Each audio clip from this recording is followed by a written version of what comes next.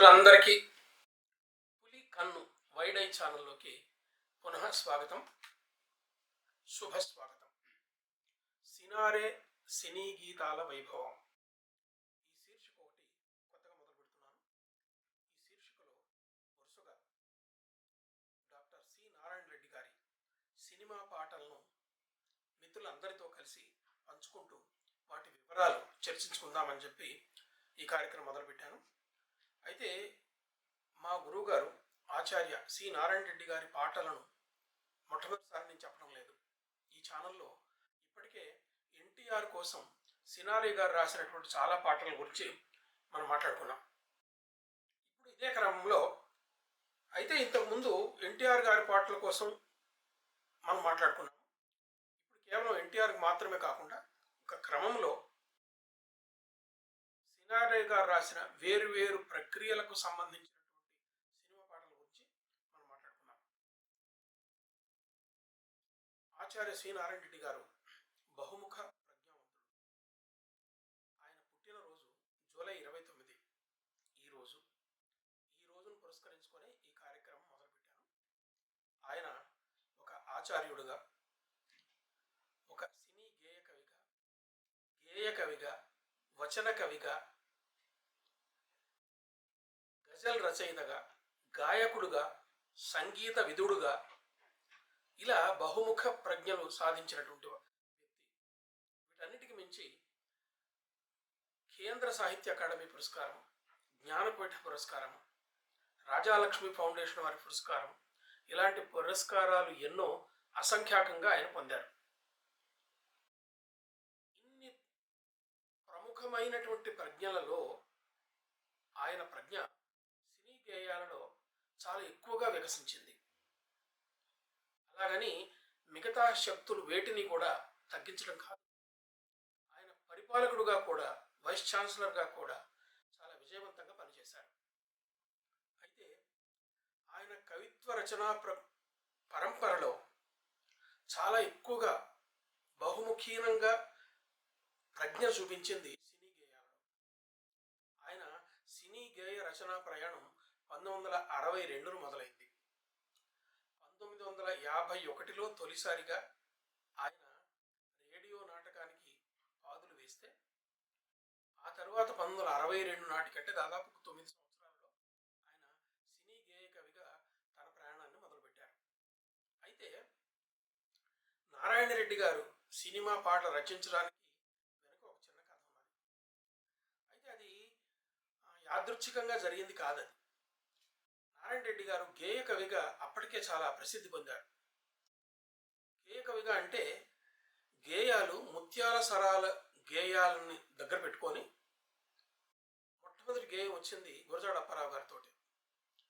ఆ తరువాత అప్పటికే ఉన్నటువంటి రగడ ఛందస్సును తీసుకొని గురజాడ అప్పారావు గారు ముత్యాల సరం అనే ఛందస్సుని తయారు చేశారు. గుమ్మడి ఏడే గోపితల్లి, గుమ్మడి ఏడే ముద్దు గుమ్మ, గుమ్మడి ఏడమ్మ అని చెప్పి ఇలా 3+4 3+4 3+4 తోటి 3 పాదాలు వచ్చి చివరిలో ఒక పాదం కొద్దిగా పొడుగు తక్కువ వచ్చేటటువంటి ఈ ఛందస్సుని ముత్యాల సరం అని చెప్పి ఆయన భావించాడు. ఆ తర్వాత ఇదే ముత్యాల సరం ఛందస్సుని తీసుకొని శ్రీశ్రీ గారు దాంట్లో ఎన్నో రకాల ప్రయోగాలు చేశారు. ఆయన మహాప్రస్థాన గేయాలన్నింటిలో కూడా ముత్యాల సరాన్ని రకరకాలుగా మార్చి పాద విభజనలో రకరకాల ప్రయోగాలు చేసి దాన్ని ఇంకొక స్థాయికి తీసుకెళ్ళారు. అయితే గేయంతో, అంటే ఇదే గేయ ఛందస్సుతోటి ఒక కావ్యం రాయటం అనేటటువంటి ప్రక్రియ మళ్ళీ నారాయణ రెడ్డి గారితో మొదలైంది. నారాయణ రెడ్డి గారు అప్పటికే నాగార్జున సాగరము, కర్పూర వసంతరాయలు, విశ్వనాథ నాయుడు అని ఇలాంటి గేయ కావ్యాలు రచించున్నారు. అన్నీ కూడా ప్రసిద్ధి పొందినాయి. ఒకసారి ఒక సభలో నారాయణ రెడ్డి గారు ఇలా తన గేయ కావ్యాన్ని చదువుతూ ఉంటే ఎన్టీఆర్ గారు చూశారట, విన్నారట. విని ఆయన అడిగారట. ఏమని అడిగారంటే, మా సినిమాకి కూడా ఇలాంటి గేయాలు పాటలు కొన్ని రాయొచ్చు కదా అంటే ఆయన అంగీకరించారు. 1962లో తయారవుతున్నటువంటి గుల్ ఏ బకావలి, దాని అసలు పేరు. గుల్ అంటే పువ్వు, బకావలి అంటే దాని పేరు. గుల్ ఏ బకావలి అంటే బకావలి అన్న పేరు కలిగిన పువ్వు అని అర్థం. కానీ గులేబకావళి అనే పేరు అలా తెలుగు వాళ్ళందరి మధ్యలో బాగా పరిచయం అయిపోయింది.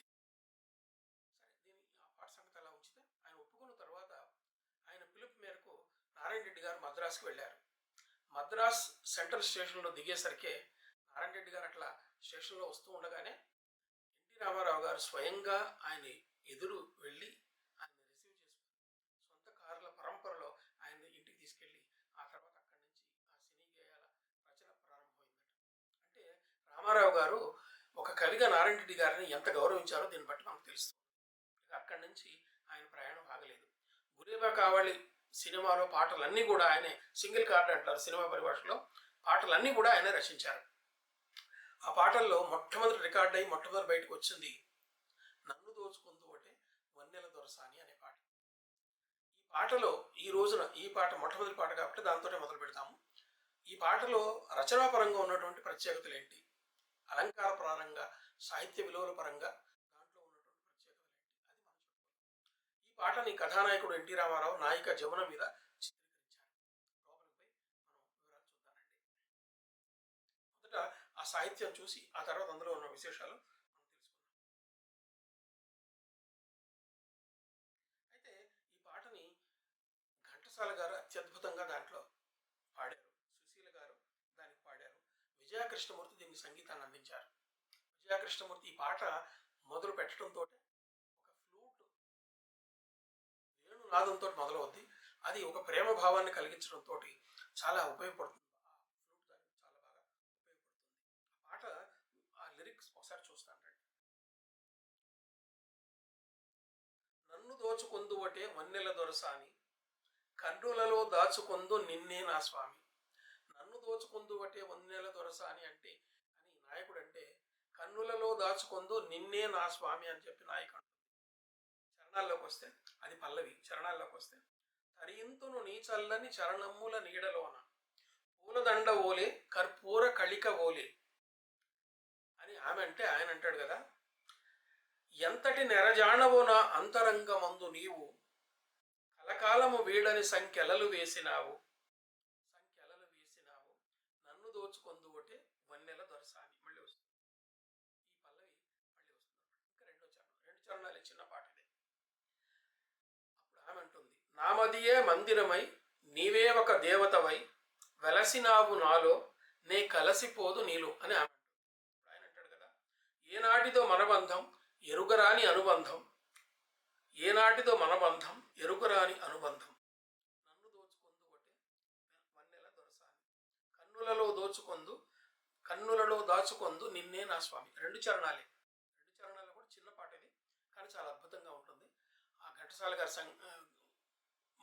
మధురమైనటువంటి కంఠం, సుశీలమ్మ గారి ఇంకా మధురమైనటువంటి కంఠం, అత్యంత మధురమైనటువంటి సంగీతం, దాని మీద చిత్రీకరణ అంత అద్భుతంగా కలిసి వచ్చాయి. ఈ పాటలో రచనాపరంగా కొన్ని ప్రత్యేకతలు ఏంటంటే, చాలా సున్నితంగా ఉండేటటువంటి ప్రణయం. అది ఇప్పట్లాగా బీట్ తోటి పెద్ద పెద్దగా ఎగరడం, దూకటం, చిందటం ఇట్లా ఏం లేదు. పక్కన అలా ఉండి ఇద్దరు హాయిగా స్లోగా నెమ్మదిగా మృదువుగా మధురంగా పాడుకున్నటువంటి పాట. చాలా సున్నితమైన ప్రణయాన్ని చూపించేటటువంటి సాహిత్యం. కానీ నిర్మాణంలో నారాయణ రెడ్డి గారికి ప్రాసయతి అంటే చాలా ఇష్టం. ఏ పాటకైనా కానీ యతి ప్రాస అన్నది చాలా ఇంపార్టెంట్. యతి ప్రాస అనగానే ఏదేదో ఛందశాస్త్రం చాలా మంది అనుకుంటారు. కాదు, మీరు ఏ పాటైనా తీసుకోండి, చివరికి గంధర్వ పాటలు కానీ వంగపండు ప్రసాదరావు పాటలు కానీ, పాట అన్నది ఏది తీసుకున్నా కానీ లయ ముఖ్యం. లయ ఉంటేనే పాట పాడటానికి కుదురుతుంది. పాట పాడటానికి కుదురుందంటే లయ కావాలి. లయ కావాలంటే యతి ప్రాస రెండు ఉండాలి. యతిమైత్రి ఉండాలి, లేకపోతే ప్రాస అనే ఉండాలి. అంటే ప్రాస అన్నది ప్రాస యతి రూపంలో ఉంటుంది. అది నారాయణ రెడ్డి గారికి ఈ ప్రాస యతి వేయటం చాలా ఇష్టం.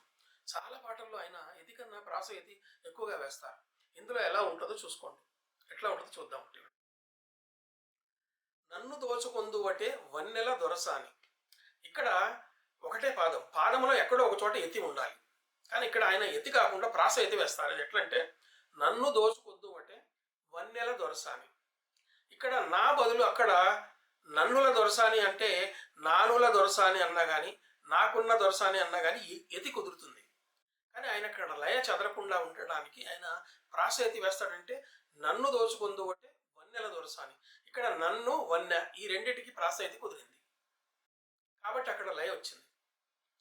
నన్ను దోచుకుందువటే వన్నెల దొరసాని నన్ను వన్నెకి రాసేది. ఇక్కడ ఇక్కడ బాగా అందమైనటువంటి ఆడవాడను వన్నెల విసరకర్ర అంటారు. ఆయన దాంట్లో ఉన్న ఇడియం తీసుకొని వన్నెల దొరసాని అన్నాడు. అంటే నువ్వు అంత అందగత్యం అని చెప్పడం. పైగా దొరసాని అంటే అద్దానికి రాణిలాని అని చెప్పడం అనమాట. అది నన్ను దోచుకుంది ఒకటే వన్నెల దొరసాని. ఆ తర్వాత మళ్ళీ ఏమంటాడు చూడండి, ఆమె ఏమంటుంది చూడండి, కన్నులలో దాచుకుందు నిన్నే నా స్వామి, కన్ను నిన్నే.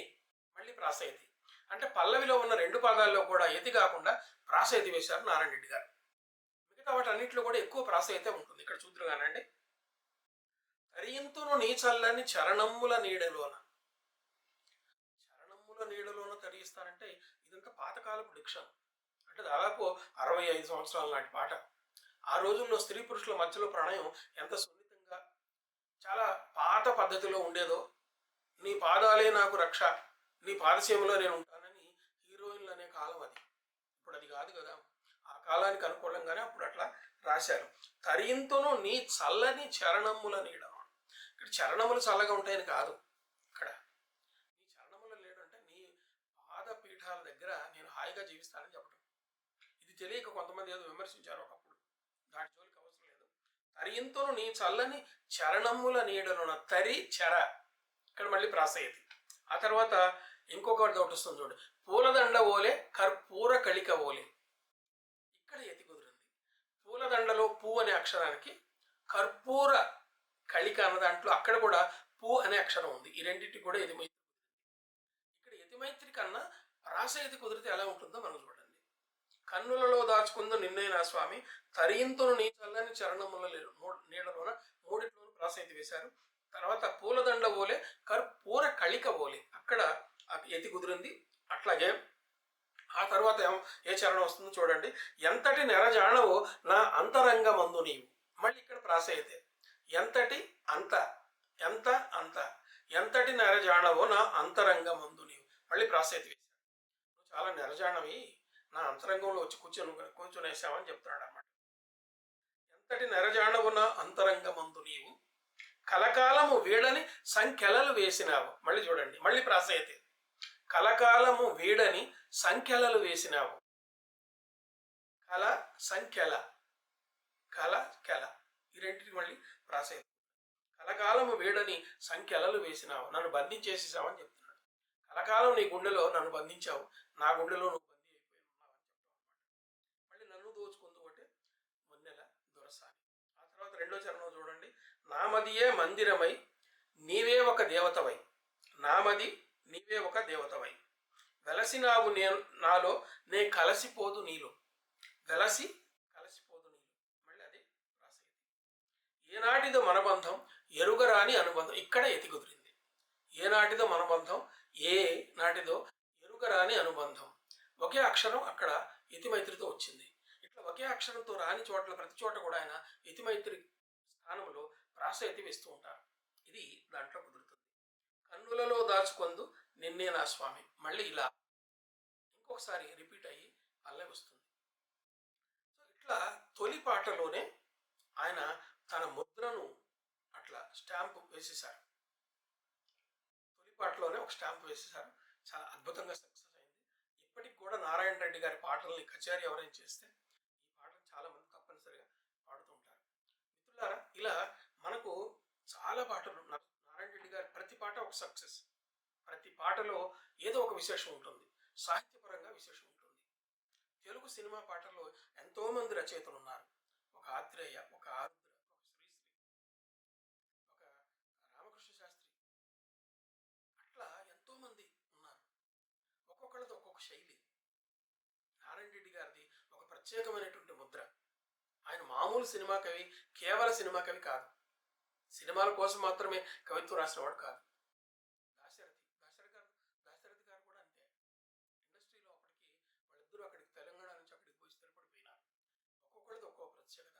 నారాయణ రెడ్డి గారిది ప్రత్యేకమైనటువంటి ముద్ర ఒకటి ఉంది. ఆ ముద్ర ప్రకారం ఆయన సినీ గేయాలలో ఆయన సాధించినటువంటి వివిధమైనటువంటి